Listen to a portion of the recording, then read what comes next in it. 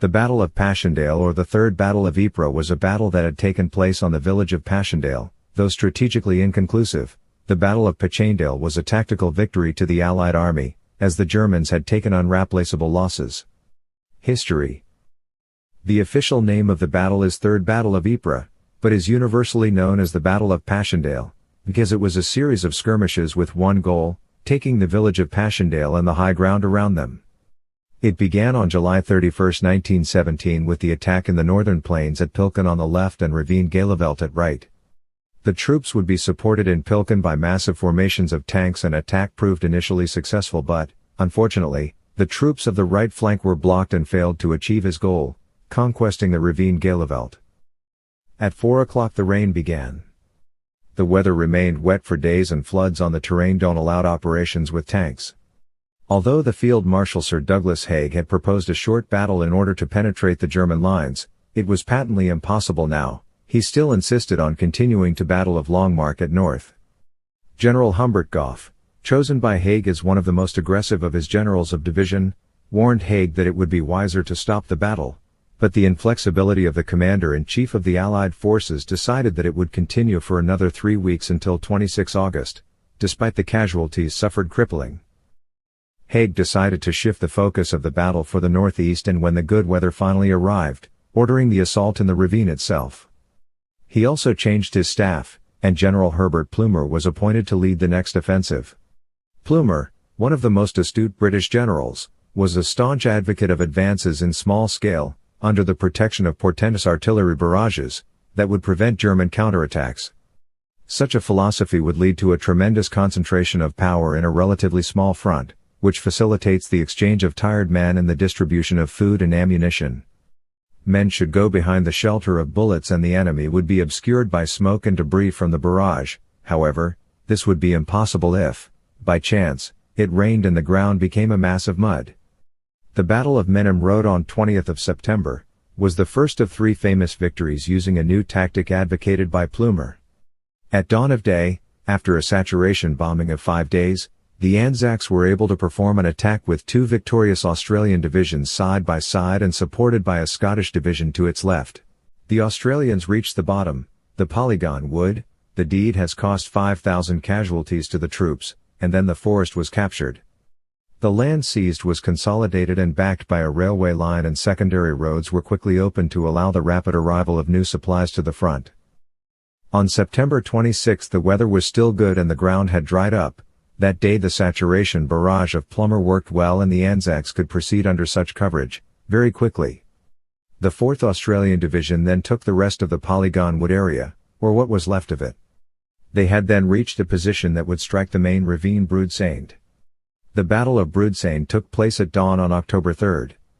Australian troops on standby were bombarded with heavy mortars in their trenches and, as reached the top, were overtaken by German troops advancing under cover of the barrage. By coincidence the enemy troops had launched an assault at the same time. The Germans were eventually driven back by charging with fixed bayonets of Australians. However, the German machine guns were causing increasing casualties and retained part of the attack. After the Australian charge, the Germans retreated to where their trenches were. Together with their reserves, they were struck by intensive English artillery, which caused heavy casualties to the Germans. The artillery barrage was directed deep into German lines, and then turned to the Australian position, which, under cover, stepped forward and captured the hill later on October 4, a day described by Ludendorff as the German Black Day. As the Australians reached the top of the ravine, has enabled them to see behind German lines just in front. The only obstacle to their success was the occupied village of Passchendaele to the north. Those 3 wins were credited to the overwhelming success of the technique step-by-step guide on Plumer, and were possible only because the weather had been dry enough to allow the mud to dry. But it began to rain on October 5, the next day. It was not a torrential rain, but a fine persistent rain. Sir Douglas Haig, however, encouraged by 3 wins, had ignored the rain and decided to make one more attempt to break the German lines on the mountain, to warn that the cavalry to be ready to follow the rush and start the chase. He ordered the Anzacs in the taking of Passchendaele on October 9, even with the increase in rainfall intensity. Apparently he did not know the very weak conditions on the ground, that the barbed wire had not been cut and that the Germans had replaced their troops by new men, rested on its relatively dry bunkers. His reasons were to continue to allow their troops to winter in the ravine, without which the Germans might be able to target and Dreyer, once the front line would be beyond the swamp. The Australians attacked at the August Forest, near Tyncott. Captain Clarence Jeffers organized a group and raided one of the bunkers, capturing 4 machine guns and 35 prisoners. He also led another charge, the next fort, but was killed by shrapnel fire. He was presented the Victoria Cross posthumously. According to Lieutenant John Laffin, all officers in his battalion were killed or wounded that day. Incredibly, and especially the bravery of Captain Jeffers, 20 men reached the wreckage that were part of the Church of Passchendaele. Unfortunately, the British on the right failed to support them and escort them, and the Australians were forced to withdraw for the entire journey, until the slough of their original front line. At this point their artillery was almost out of ammunition and its projectile, when fired, were buried in mud, causing very little impact on the enemy. Haig was still clung to the battle, even with the rain and cold that came on October 12.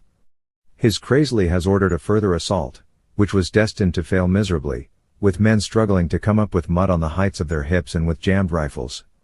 This attack cost 7,000 casualties to Allied forces. Only the 3rd Australian Division lost 3,199 men in the first 24 hours of the offensive. The Australians finally fell exhausted, but Haig was pathologically obsessed with the capture of the village of Passchendaele and ordered the Canadians to assume the battle. However, the General Elliot, one of the few stayed of higher Haig who still had the good sense, refused to move. The troops did not improve as time and adequate supplies were not available. Eventually, on November 12, Canadians took Passchendaele, or what remained of the village, and the battle finally ended. Aerial photographs were taken after the Battle of Passchendaele. An estimated 500,000 bullets holes could be seen in half a square mile of the city. It was there that, presumably, Haig hoped that his troops spent the winter. Even reaching the goal, he was useless in terms of the original plan. The attack by sea to Newport was abandoned and there were hopes of advancing against the German ports of La Mancha, which were subsequently blocked by the Admiralty through the sinking ship at Zeebrugge. Casualties. Passchendaele cost 500,000 lives in its 3 months. The Germans lost approximately 250,000 to 400,000 men and the Allies lost 300,000 Britons, of whom 36,500 were Australian. 90,000 British or Australian bodies were never identified, 42,000 were never recovered, they were blown to pieces or were submerged in deadly mud. Many of the drowned were exhausted or wounded men who fainted or fell from the boards and could not escape the mass, sinking to their deaths as they struggled to survive. Passchendaele certainly sums up the extraordinary bravery of soldiers who attempted. It was obviously impossible, but by superhuman efforts succeeded in fulfilling its objectives. Even though their efforts may be rendered useless by the excesses of the High Command, they should never be minimized or forgotten. Trivia. In 2003, the British band Iron Maiden paid tribute to the men who died on the battlefields of Passchendaele by recording a song entitled Passchendaele. The song is told from the perspective of a soldier who died during the battle. It depicts life in the trenches, and many other experiences soldiers underwent, such as getting shot at by machine guns and airplanes. Adolf Hitler served in this battle, serving at the 6th Bavarian Reserve Division, being injured by a gas attack and being out of commission until the end of war.